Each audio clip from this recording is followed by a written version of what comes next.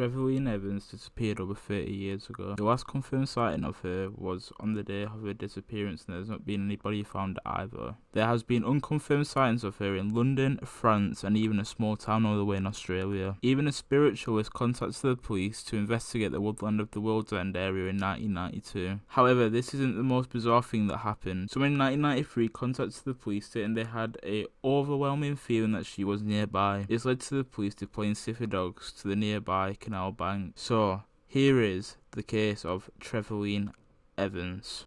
This is the timeline of events. She approximately left the shop at around 12:40 p.m, leaving a sign which read that she would be out of the shop for 2 minutes.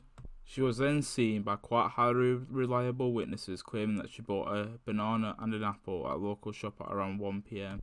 After this, the last confirmed sighting of her was at 2:30 p.m, going into the family home that she shared with her husband. Unbelievably, it took until 11 p.m. for her to be reported as missing by her husband. Here is a recap of the timeline. At 12:40 p.m, she leaves a note on the door of her shop. At 1 p.m, she is spotted at a local shop buying a banana and an apple. At 2:30 p.m, she is spotted going into a family home. And at 11 p.m, she is reported as being missing by her husband. The first suspect that we are going to look at in this case is her husband, Richard Evans. On the day of Trevaline disappearing, Richard attempted to contact his wife multiple times but was not successful in doing so. This led to him contacting their neighbours to check the house and the shop to see if she was there. When this was unsuccessful, the police were contacted, and this is when she was labelled as being missing. Under a new line of inquiry in 2002, he was arrested by the police in regards to this case. However, it is claimed that the only reason that he was arrested was due to having information about the whereabouts of her, but he was later released without charge. Unfortunately, Richard passed away in 2014, which means that he died without knowing what happened to his wife. Another individual that has been linked to the disappearance of Evans was the double murderer Christopher Hallowell. The confirmed victims of Hallowell are Sean O'Callaghan and Becky Edwards. Becky Edwards was buried in a rural area that was so small there was a limited chance that the burial site would encounter anyone. This is because there was no possibility that tractors would be able to fit in the area, which would greatly reduce the footfall of the area. This shows that when he would murder someone, he would think deeply about where he would dispose of them. It is claimed that he had a neurotic hatred towards his mother, which went as far as if you put a picture of her in front of him, he would start to get angry and hurl abuse towards it. It was not only limited to photos of her, however.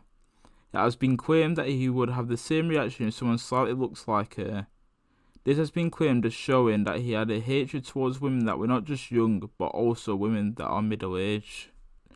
Interestingly, at the time of Evans' death, he was believed to be working in North Wales as a window cleaner. This is how he started his criminal career, by cleaning windows and looking for antiques that he could potentially steal. However, a leading geographical locator of where crime has taken place has claimed that they believe that it isn't possible to confirm that there is a possibility he committed the crime. Due to the fact there is no concrete geographical evidence of him being in the area. Due to this, it has been claimed that it is very unlikely that he could have taken part in the disappearance of Evans. Someone else that has been associated with this case is Robin Ligas. His confirmed killings were Trevor Bradley, aged 53, who was found burnt out within a car, Brian Coles, aged 57, found in his home beaten to death, and Robert Young, aged 75, killed during a burglary of his home. He was shown to have some sort of idea of how to dispose of bodies as well, due to the fact when asked by a fellow inmate who was wearing a wire about the death of Trevor Bradley, he replied, "I had to get rid of the evidence.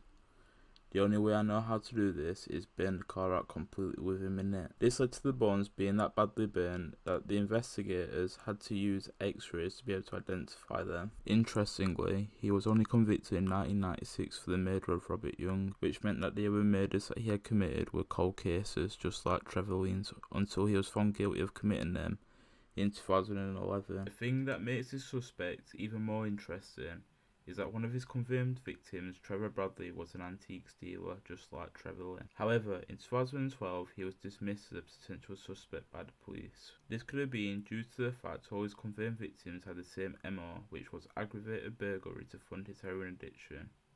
and when the police searched Trevaline's shop, her bag, which contained her purse, was still there, which ruled out robbery as a motive. This has been the fascinating case of Trevaline Evans. If you have got any details about the case which could help the police, please use the contact information in the description down below to get in touch with them, and thank you for watching the video.